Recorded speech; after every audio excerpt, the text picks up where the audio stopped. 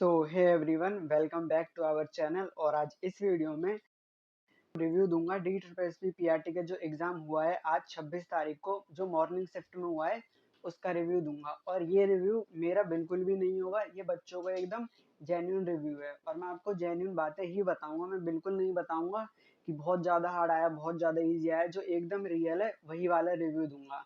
तो आप वीडियो को पूरी देखना और ये बहुत ज़्यादा इंपॉर्टेंट रहेगा जो आगे आने वाले एग्जाम है, जैसे कि 31 मार्च को, 3 अप्रैल को और 10 अप्रैल को जिनका पेपर है, उन बच्चों के लिए बहुत ज़्यादा इंपॉर्टेंट रहेगा। क्योंकि मैं इसमें आपके साथ कुछ टिप्स भी शेयर करूंगा कि आपको क्या करना है पेपर देते टाइम या पेपर में क्या करना है उसके बारे में। तो आप वीडियो को पूरी देखना। तो पहली रिव्यू हमारी हो गई है। सबसे पहले हम बात करेंगे रीजनिंग की, कि रीजनिंग में कैसे क्वेश्चन आए हैं। तो बच्चों ने ये बताया है, जेन्युइन रिव्यू है। तो बच्चे कह रहे थे कि जो रीजनिंग है ना वो इजी ही आई है। बस यही है कि एज यू नो जो रीजनिंग होती है वो पहला ही सेक्शन खुलता है और वो थोड़ी टाइम टेकिंग होती है। तो आपको बस टाइम पे ही थोड़ा ज़्यादा अच्छे से फोकस करना है, टाइम को मैनेज करना है।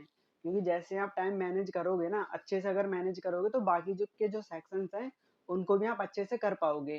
तो रीजनिंग में इजी टू मॉडरेट आई थी हमारी, ज़्यादा हार्ड आई नहीं थी। तो रीजनिंग में आप कर लोगे, ऐसी कोई बड़ी बात है नहीं। बस यही है कि आपको टाइम को मैनेज करना है। और अगर कोई क्वेश्चन टाइम टेकिंग है, मतलब 3 से 4 मिनट लग जा रहे हैं किसी क्वेश्चन में, तो बेटर रहेगा कि इस क्वेश्चन को आप स्किप करके आगे बढ़ जाओ। क्योंकि इससे आपका एक तो टाइम बचेगा और आपका जो नेगेटिव में मार्क जाएगा वो भी बचेगा। तो रीजनिंग के जो क्वेश्चन थे वो कैसे थे, इजी टू मॉडरेट थे। आप उनको इजीली अटेम्प्ट कर लोगे। बस यही है कि एकदम फुल फोकस रखना है पेपर देते टाइम। अब हम बात कर लेते हैं जीके की। तो जीके का हमें पता है ऑलवेज अनप्रेडिक्टेबल या कभी प्रेडिक्टेबल आ जाती है। तो बच्चे कह रहे थे कि 5 से 6 क्वेश्चन जो थे ना वो करंट अफेयर्स के थे। अब देखो, करंट अफेयर्स तो बहुत सारे होते हैं, कहीं से भी अनप्रेडिक्टेबल होते हैं। तो इनके लिए हो सके तो आप क्या करना, करंट अफेयर्स के लिए बस आप मैराथन देखा करो। आप मतलब हर वीडियो को मत देखो करंट अफेयर्स की, कि मतलब मंथली वाइज मत देखो, पूरी ईयर की देखो। जहाँ से भी आपको ठीक लगे, जहाँ से भी मतलब ईयरली करवाए जाते हैं वहां से आप कर लो, वो ज्यादा बेटर रहेगा। बाकी कुछ क्वेश्चन हिस्ट्री के थे।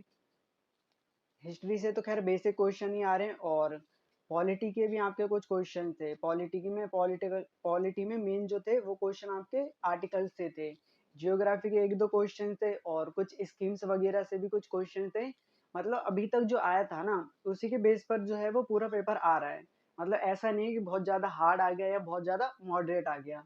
तो जनरल अवेयरनेस, मतलब आप ऐसा समझो कि 14-15 जो क्वेश्चन थे वो डुएबल थे, अगर जिसने रीजन वो जीके को अच्छे से पढ़ा है उसके लिए। तो इतना ज्यादा हार्ड नहीं है, इजी था, मॉडरेट था, तो आप वो भी कर लोगे।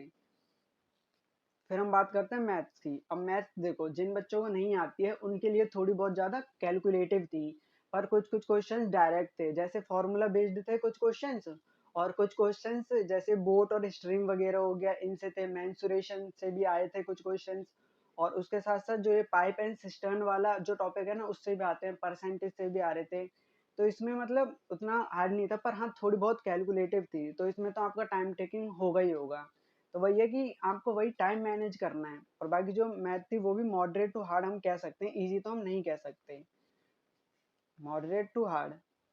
तो मैथ के लिए आपको क्या करना है, कुछ नहीं, आपने जो भी अब तक पढ़ा है उनको अच्छे से सॉल्व करो, उन क्वेश्चंस को दोबारा दोबारा सॉल्व करो।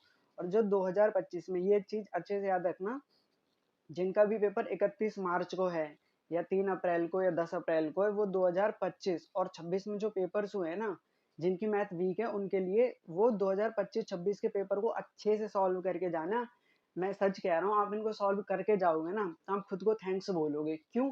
क्योंकि पैटर्न इसी पे आ रहा है, इससे अलग कुछ भी नहीं आ रहा है। आपका एक भी क्वेश्चन इससे बाहर नहीं आ रहा है, उसी पैटर्न पे चल रहा है, उसी के बेस्ड पे आ रहे हैं। तो मैथ हमारी मतलब थोड़ी मॉडरेट टू हार्ड थी, पर उतनी भी मतलब इजी नहीं थी, ये कह सकते हैं, थोड़ी कैलकुलेटिव थी। अब नेक्स्ट सेक्शन हिंदी। तो हिंदी जो थी वो एकदम इजी थी, कुछ नहीं थे इसमें, विलोम शब्द आ रहे थे। विलोम शब्द, तो हिंदी में आपके विलोम शब्द आ रहे थे और शब्दावली आ रही थी, यानी कि जिसको हम हिंदी में एंटोनिम्स बोलते हैं, वही विलोम शब्द। और पर्यायवाची शब्द भी आ रहे थे आपके। और एक पैसेज भी था, पैसेज भी इजी आ रहा था। और सेंटेंस करेक्शन भी आ ही रही थी, कि मतलब एक सेंटेंस दे दिया तो उसमें मतलब क्या गलत है। और कारक के भी आ रहे थे, जैसे कर्ता ने कर्म को, ये जो वाले क्वेश्चंस होते हैं कारक के, उनमें भरना होता है। तो ये बिल्कुल हम कह सकते हैं इजी लेवल का आ रहा था, इजी लेवल थी हिंदी की। तो आप इसको कर लोगे। और कोशिश करना कि आप 20 हिंदी और इंग्लिश में 20 में से 20 से अटेम्प्ट करो, अगर ईज़ी आ रहा है तो। और क्योंकि आज का पेपर जो था वो ईज़ी आ रहा था, और इससे पहले जो भी पेपर हुए हैं वो भी ईज़ी ही आ रहे थे, उनमें जो हिंदी इंग्लिश थे वो ईज़ी ही आ रहे थे। तो इसमें आप 40 नंबर को कोशिश करना कि 40 में से 40 हो जाएं। अब आते हैं हम इंग्लिश पर।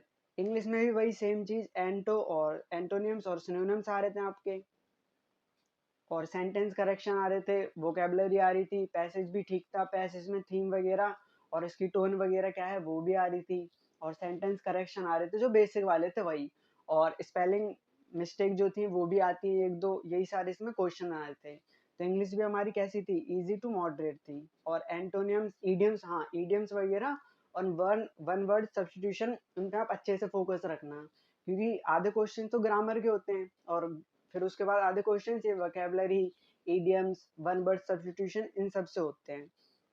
तो हम कह सकते हैं जो हमारी इंग्लिश आई थी ना वो इजी टू मॉडरेट लेवल की थी। तो यहाँ पे हुआ जो आपका रिव्यू था, पार्ट ए का पूरा रिव्यू हो गया फर्स्ट शिफ्ट का। तो पार्ट ए में ये आए थे, ठीक है।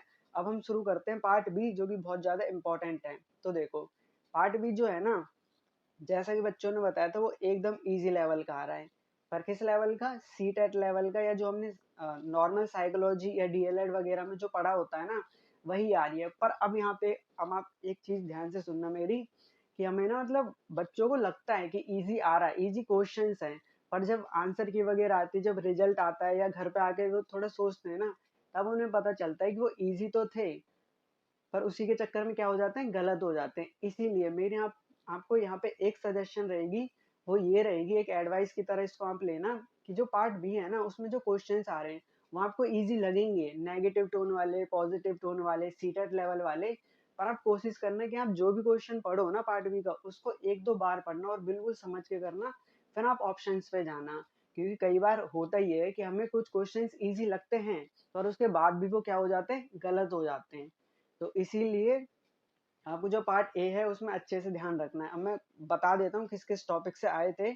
तो पार्ट बी में देखो कुछ कुछ टॉपिक थे, जैसे जो हमने फिलोसफर्स वगैरह, सॉरी साइकोलॉजिस्ट वगैरह जो होते हैं उनके बारे में आए थे, जैसे जीन पियाजे वगैरह, साइकोलॉजिस्ट जीन पियाजे ये सब वगैरह हो गए, इनके बारे में आए थे, वाइगोस्की वगैरह ये सब। और जो नेगेटिव पॉजिटिव टोन वाले जो क्वेश्चंस होते हैं ना, कि मतलब एक बच्चे को अगर हमें मैथ सिखानी है तो उसके लिए कौन सा ऑप्शन सही रहेगा, एक बच्चे को इंग्लिश पढ़ानी है तो उसके लिए कौन सा आइडिया जो है वो बेटर रहेगा, कौन सी टेक्निक अच्छी रहेगी, कौन सा मेथड अच्छा रहेगा, उसके बेस्ड पे आ रहे हैं। कि मतलब आप समझ जाओगे, उसको पढ़ोगे, पर फिर भी इजी क्वेश्चन है, इसका मतलब ये नहीं है कि बस एक बार पढ़ा और हमने उस पर टिक लगा दिया तो वो सही हो गया, नहीं बिल्कुल भी नहीं। क्योंकि कई बार क्या होता है, जो इजी क्वेश्चंस होते हैं ना वो आते हुए भी गलत हो जाते हैं, हमें लगता है उस टाइम श्योर लगता है। अब क्योंकि जिसने एग्जाम दिया है, जो एग्जाम दे के आता है उसको पता होता है ना प्रेशर क्या होता है। हम बोलने को तो बोल देते हैं कि इजी आ रहा है या हार्ड आ रहा है, मॉडरेट आ रहा है। तो इसीलिए एक बात आप अच्छे से ध्यान रखना, जो पार्ट बी है ना स्पेशली उसके लिए। और एक और चीज है, हाँ पार्ट बी के लिए आप अच्छे से क्वेश्चंस को पढ़ना, और जिसका भी मतलब जिसके भी कॉन्सेप्ट्स क्लियर है ना, जिन्होंने मतलब अच्छे से हर थ्योरी को पढ़ा है, लर्निंग थ्योरीज हो गई, चाहे मोटिवेशनल थ्योरीज हो गई, ये वगैरह जो जितनी भी थ्योरीज हैं साइकोलॉजी में आती है, डीएलएड के करिकुलम में हमने जो पढ़ा है वो सारी थ्योरीज, अगर उसके कॉन्सेप्ट्स उसको क्लियर हैं, जिस भी बंदे को क्लियर है, तो वो इजिली कर लेगा। क्यों, क्योंकि एकदम एप्लीकेशन बेस्ड आ रहा है, और एप्लीकेशन बेस्ड में हमें फैक्ट्स रखने नहीं पड़ते हैं, हमें उस सिचुएशन में रह के ये बताना पड़ता है कि कौन सा आंसर सही होगा। तो ये सब आ रहे थे। और जेंडर वगैरह से आ रहे थे, वही कि स्टेरियोटाइप वगैरह क्या है, और मतलब हम कैसे इसको खत्म कर सकते हैं, इंक्लूसिव वगैरह, इंक्लूसिविटी के बारे में आ रहे थे। तो पार्ट बी जो है वो एकदम प्रॉपर लेवल जो हम डीएलएड में पढ़ते हैं, या बीटीसी वगैरह जो भी बोलते हैं अलग अलग स्टेट्स में, वो उसमें जो हम करिकुलम पढ़ते हैं उसी के बेस्ड पर पूरा आ रहा है। तो आप बिल्कुल भी ना भटके कि हार्ड आया, ये आया, वो आया, बिल्कुल भी नहीं। जो पेपर का पहले जो पैटर्न चल रहा था ना वही आएगा। अब आप ही सोचो नए क्वेश्चंस कहाँ से बनेंगे। तो इसीलिए जो पेपर आया था वही आ रहा था। अब आपके लिए एक एडवाइस है मेरी तरफ से। देखो अब आपको रिव्यू पता चल गया है ना, और शिफ्ट 2 का भी रिव्यू चल ही जाएगा 4-5 बजे, जब भी 3 बजे तो खत्म हो ही जाएगा पेपर शिफ्ट 2 का। तो ये है कि अभी अभी तक आपने जो भी टॉपिक पढ़े हैं ना उन पे कॉन्फिडेंस रहो, खुद पे भरोसा रखो और उनको रिवाइज करते रहो। ये मोस्ट इंपॉर्टेंट एडवाइस है किसके लिए, जिनका पेपर 31 मार्च को है या 3 अप्रैल को है या 10 अप्रैल को, उनके लिए। आपको कुछ नहीं करना, बस आपको अच्छे से अपनी पढ़ाई को कंटिन्यू रखना है और जितना हो सके जो आपने कॉन्सेप्ट्स हैं उनको तैयार करना है। और याद रखना पार्ट बी पे एक्स्ट्रा फोकस देना, क्योंकि पार्ट बी ही डिसाइड करेगा असली गेम तो। क्योंकि पार्ट ए में जो मोस्टली बच्चे हैं वो कवर कर ले रहे हैं। रीजनिंग में ज़्यादा से ज़्यादा बच्चे 18-19 आराम से अटेम्प्ट कर लेते हैं, क्योंकि रीजनिंग उतनी हार्ड आती नहीं है और अब आ भी नहीं रही, क्योंकि जिस हिसाब से पैटर्न चल रहा है ना उस हिसाब से उतनी हार्ड आ नहीं रही है ना। और जीके जीके तो देखो भाई सीधी सी बात है, अनप्रेडिक्टेबल होती है। हाँ ये है कि उसमें हिस्ट्री से, पॉलिटी से, जियोग्राफी से, इकोनॉमिक्स से, साइंस से, इन सब से जो आते हैं, अगर हमने इन सबको अच्छे से पढ़ा है तो वो डुएबल हो जाते हैं।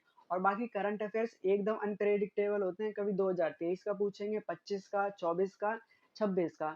तो उसके लिए आप ये है कि उस पर भी फोकस रखो, ऐसा नहीं है कि फोकस नहीं रखना है, पर जितना हो सके कम फोकस रखो। क्योंकि जितनी आप अच्छे से फोकस उस पर रखोगे तो उतनी बढ़िया ही आपकी तैयारी होगी। और मान लो अगर आप पेपर में 170 या 180 तक अटेम्प्ट करके आते हो ना, और अगर आपकी एक्यूरेसी के हिसाब से 165 या 160 भी अगर सही होते हैं ना, तो आप समझो कि आप सेफ जोन में हो। क्योंकि हमें क्या करना है, हमें एक जॉब लेनी है, हमें 190 195 बिल्कुल अटेम्प्ट नहीं करने हैं। हमारा हमारा जो फोकस है वो क्या है, एम क्या है, एक जॉब लेना। ऐसा बिल्कुल भी फोकस मत रखना कि हमें तो 190 या 195 या 200 के 200 ही अटेम्प्ट करके आने हैं। बिल्कुल भी नहीं, पूरा पेपर खराब हो जाएगा। इसलिए थोड़ा समझदारी से। तो मैं वीडियो के एंड में यही बोलना चाहूंगा कि अब तक आपने जो भी पढ़ा है उस पर विश्वास रखो, खुद पे यकीन रखो, और जितना हो सके कॉन्सेप्ट्स को रिवाइज करते चलो, कॉन्सेप्ट्स क्लियर करके चलो। और पार्ट 2025-26 में जो भी पेपर हुए उसके लिए पार्ट ए को अच्छे से तैयार कर लो, अच्छे से उनको 2-3 बार सॉल्व करो उन पेपर्स को। और अगर आपको वो पेपर चाहिए, मतलब 2025-26 में जो भी पेपर्स हुए उनके अगर पीडीएफ चाहिए, तो आप हमारा टेलीग्राम चैनल ज्वाइन कर लेना, मैं वहाँ आपको सारे के सारे पेपर प्रोवाइड करवा दूंगा। तो इस वीडियो में हम यहीं तक रखते हैं, और अगर आपको कोई भी हेल्प वगैरह चाहिए किसी भी टॉपिक वगैरह से रिलेटेड, तो आप टेलीग्राम पे हमें अच्छे से बता देना, हम आपकी हेल्प कर देंगे, कोई दिक्कत भी नहीं है। तो बस वही है कि जब भी आपका पेपर है उसके लिए अच्छे से पढ़ते रहो, खुद पे यकीन रखो, खुद पे भरोसा रखो, और अच्छे से पढ़ो बिना किसी स्ट्रेस के। तो मिलते हैं, टिल देन टेक केयर।